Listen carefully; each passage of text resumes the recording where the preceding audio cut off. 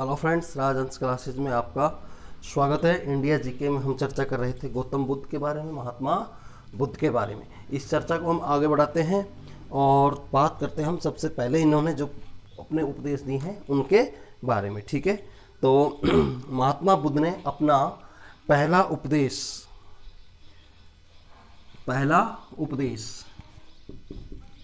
गौतम बुद्ध, तो इन्होंने अपना पहला उपदेश दिया है सारनाथ में। कहाँ दिया है? सारनाथ में दिया है अपना पहला उपदेश, जिसे ऋषि पत्तनम के नाम से भी जाना जाता है। इस स्थान को ऋषि पत्तनम के नाम से भी जाना जाता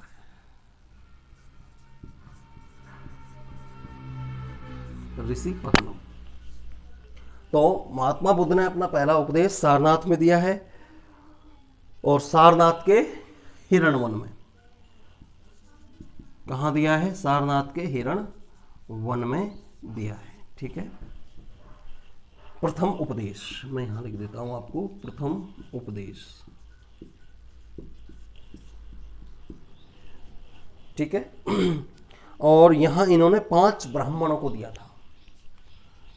5 ब्राह्मण उपदेश दिया महात्मा बुद्ध ने। और किन को दिया? 5 ब्राह्मण थे। ठीक है, अब ये जो ब्राह्मण थे, इन ब्राह्मण ने पूर्व में पहले ये ब्राह्मण इनको क्या मानते थे? पथभ्रष्ट समझते थे। क्या मानते थे?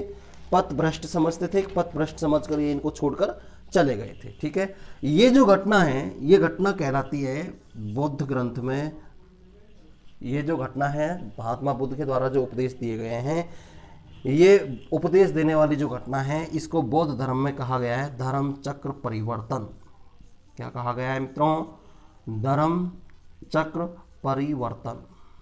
ठीक है, धर्म चक्र परिवर्तन की घटना क्या है?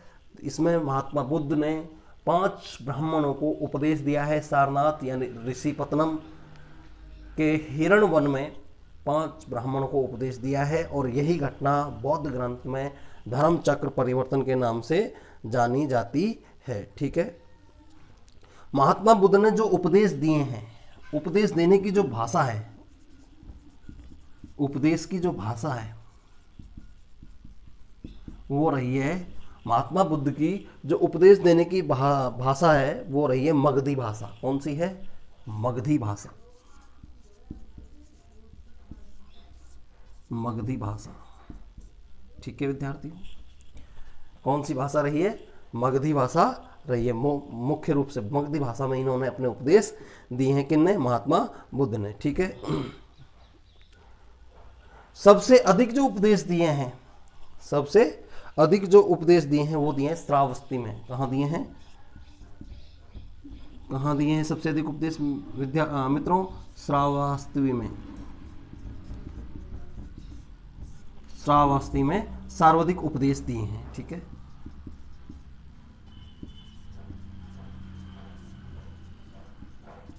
सर्वाधिक उपदेश श्रावस्ती में दिए हैं, जो कौशल की राजधानी है, जो कौशल की राजधानी थी। ठीक है, ये क्या थी? कौशल की राजधानी थी।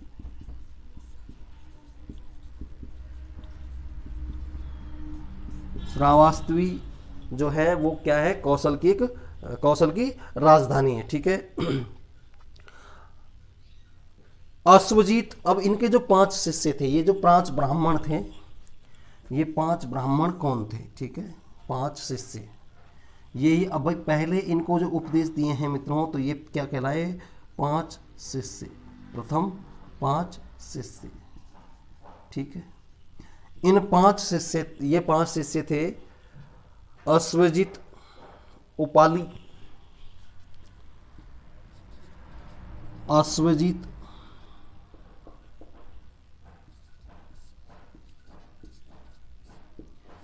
उपाली,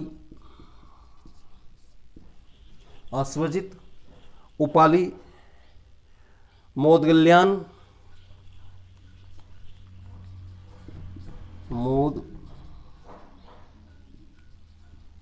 गल्यान, अश्वजीत, उपाली, मोदगल्यान, श्रेयपुत्र तथा आनंद। श्रेयपुत्र, श्रेयपुत्र और आनंद, ये 5 शिष्य थे इनके, यानी ये 5 ब्राह्मण थे जिनको पहले इन्होंने उपदेश दिया। किन्होंने? महात्मा बुद्ध ने। अश्वजित, उपाली, मोदगल्यान, श्रेयपुत्र और आनंद। ठीक है।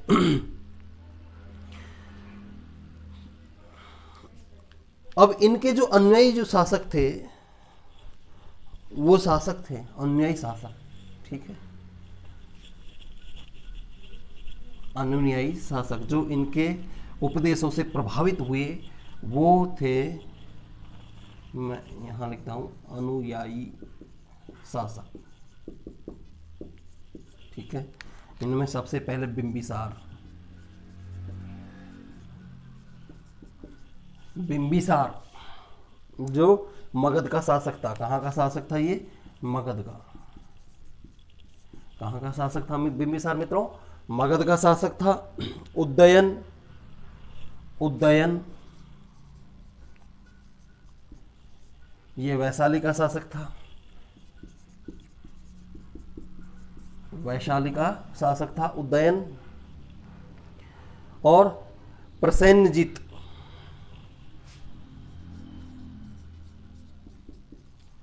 प्रसेनजित, प्रसेनजित जो कौशल का शासक था।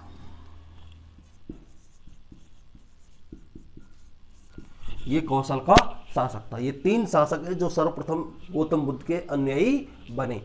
इनमें बिंबिसार पहला, उदयन और प्रसेनजित, ये 3 शासक हुए हैं जिन्होंने सबसे पहले गौतम बुद्ध को अपना, या गौतम बुद्ध के विचारों से ये प्रभावित हुए थे। ठीक है। और प्रथम जो शुद्ध अनुयायी के रूप में जाने जाते हैं, या महात्मा बुद्ध के पहले ऐसे शुद्ध अनुयायी, उनमें है तपस्यु और कलिक। शुद्ध अनुयायी, शुद्ध अनुयायी, शुद्ध अनुयायी हैं तपस्यु और कलिक। 2 शिष्य हैं जो इनके शुद्ध अनुयायी थे, तपस्यु और कलिक, पहले शुद्ध अनुयायी रहे हैं। ठीक है।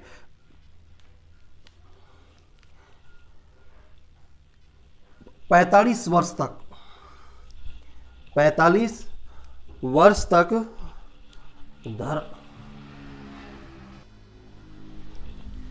महात्मा बुद्ध ने 45 वर्ष तक धर्म प्रचार किया। क्या किया? 45 वर्ष तक धर्म प्रचार किया, यानी बौद्ध धर्म को खूब प्रसारित किया। ठीक है। 483 ईस्वी में, 483 ईस्वी पूर्व में इन्होंने कुशीनगर में, कहाँ? कुशीनगर। ठीक है, जो मल्ल गणराज्य की राजधानी थी। कुशीनगर क्या थी? मल्ल गणराज्य की राजधानी। ठीक है, क्या थी मित्रों? मल्ल गणराज्य की राजधानी। मल्ल गणराज्य की राजधानी थी कुशीनगर। और इस कुशीनगर में इन्होंने वैशाख पूर्णिमा के दिन अपना शरीर त्याग दिया। वैशाख पूर्णिमा के दिन शरीर त्याग दिया। ठीक है मित्रों। कब? 483 ईस्वी में। उस समय इनकी आयु थी 80 वर्ष। क्या थी मित्रों? 80 वर्ष की इनकी आयु थी। इन्होंने लगभग 45 वर्ष तक धर्म प्रचार किया। 45 वर्ष तक धर्म प्रचार किया। ठीक है मित्रों। 45 वर्ष तक धर्म प्रचार करने के बाद 483 ईस्वी में कुशीनगर, जो कि मल्लगण राज्य की राजधानी थी, में अपने वैशाख पूर्णिमा के दिन शरीर को त्याग दिया। इस समय इनकी आयु थी 80 वर्ष। तो मित्रों, महात्मा बुद्ध के जीवन से संबंधित जो वैशाख पूर्णिमा की जो तिथि है, ये तिथि बहुत महत्वपूर्ण है, क्योंकि इनका जन्म भी वैशाख पूर्णिमा को हुआ, इन्हें कैवल्य भी वैशाख पूर्णिमा को प्राप्त हुआ और इनका देहावसान भी वैशाख पूर्णिमा को हुआ था। ठीक है मित्रों। बुद्ध ने अपने अंतिम उपदेश सुभक्ष, महात्मा बुद्ध ने अपना अंतिम उपदेश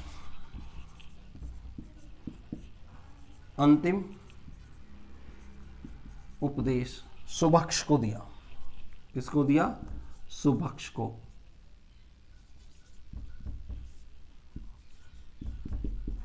सुभक्ष को दिया, जो कहाँ का रहने वाला था? कुशीनगर का। कहाँ का रहने वाला था? कुशीनगर का रहने वाला था। कौन? सुभक्ष कुशीनगर का रहने वाला था, या कुशीनगर का परिवर्जक था। कौन था? परिवर्जक। कुशीनगर का क्या था? परिवर्जक था। कौन? सुभक्ष। इसे महात्मा बुद्ध ने अपना अंतिम उपदेश दिया है। ठीक है। बुद्ध से जुड़े हुए 4 पशुओं के बारे में बताता हूं मैं आपको। बुद्ध से जुड़े 4 पशु,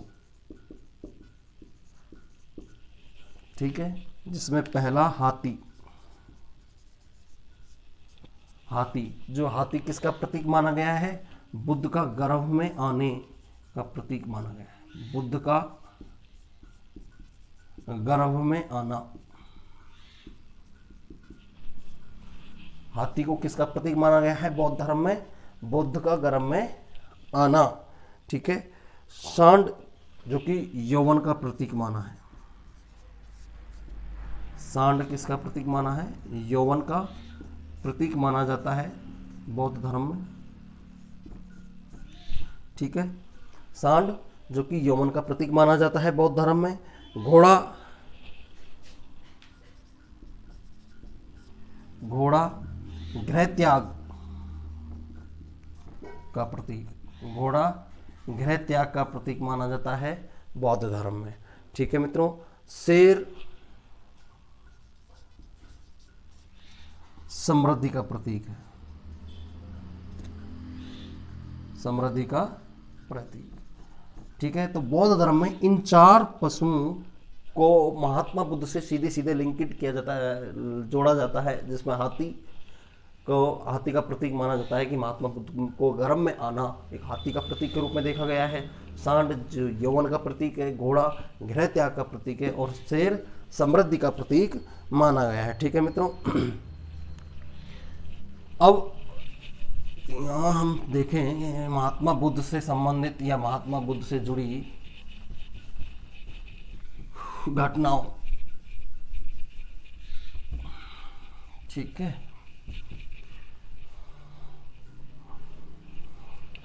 बुद्ध के जीवन की घटनाएं। तो एक तो सबसे प्रमुख जो घटना है वो ये है कि इनका जन्म भी वैशाख पूर्णिमा को हुआ और कैवल्य भी वैशाख पूर्णिमा को प्राप्त हुआ और देहावसान भी वैशाख पूर्णिमा को हुआ। ठीक है मित्रों। महाभिनिष्क्रमण, पहली घटना महाभिनिष्क्रमण।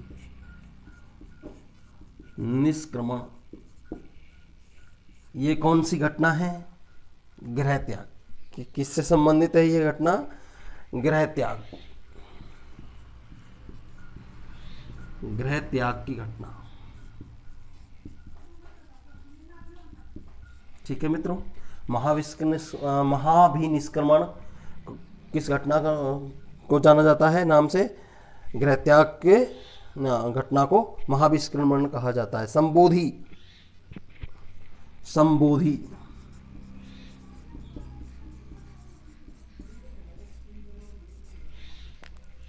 संबोधि का मतलब पीपल के वृक्ष के नीचे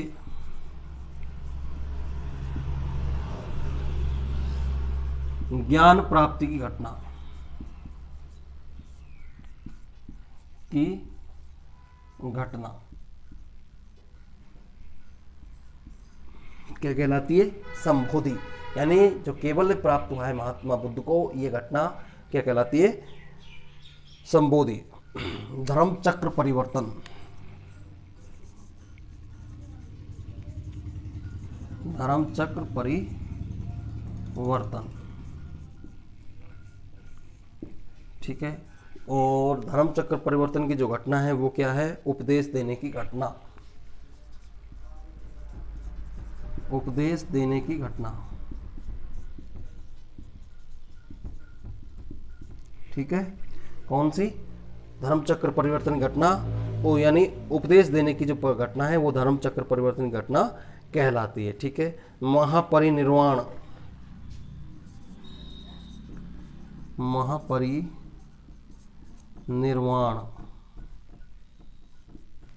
जो ये घटना जो है वो महात्मा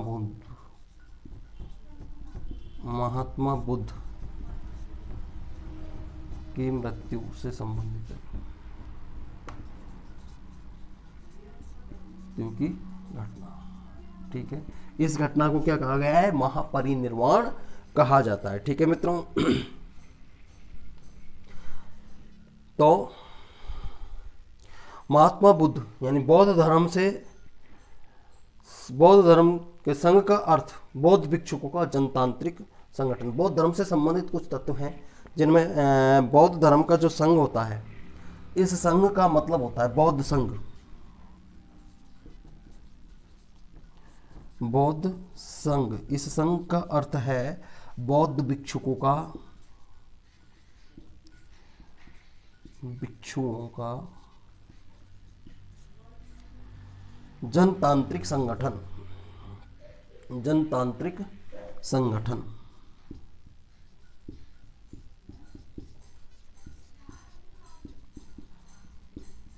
बौद्ध संघ का मतलब क्या है? बौद्ध भिक्षुकों या बौद्ध भिक्षुओं का जनतांत्रिक संगठन, ठीक है मित्रों। प्रजापति गौतमी महात्मा बुद्ध की विमाता है। प्रजापति गौतमी क्या है? महात्मा बुद्ध की विमाता है। ये बुद्ध के संघ में शामिल होने वाली पहली महिला थी। कौन? प्रजापति गौतमी। प्रजापति गौतमी ये बौद्ध संघ में शामिल होने वाली पहली महिला, प्रथम महिला थी, ठीक है। बौद्ध संघ में शामिल होने वाली प्रथम महिला थी प्रजापति गौतमी, और ये बौद्ध महात्मा बुद्ध की विमाता है। यानी कि मृत्यु के साथ महाबाद जो महात्मा बुद्ध की माँ का देहावसान हो गया था, उसके बाद इनका लालन पालन माता गौतमी प्रजापति ने ही किया था। इस कारण ये महात्मा बुद्ध की विमाता कहलाती हैं और बौद्ध संघ में शामिल होने वाली ये पहली महिला थी। वैशाख पूर्णिमा, इस दिन को महात्मा बुद्ध का जन्म हुआ, ज्ञान की प्राप्ति हुई और मृत्यु हुई थी। बौद्ध साहित्य जो है बौद्ध साहित्य, वो साहित्य की जो भाषा है पाली भाषा में लिखा गया है। कौन सी भाषा में लिखा गया है? पाली भाषा में लिखा गया है।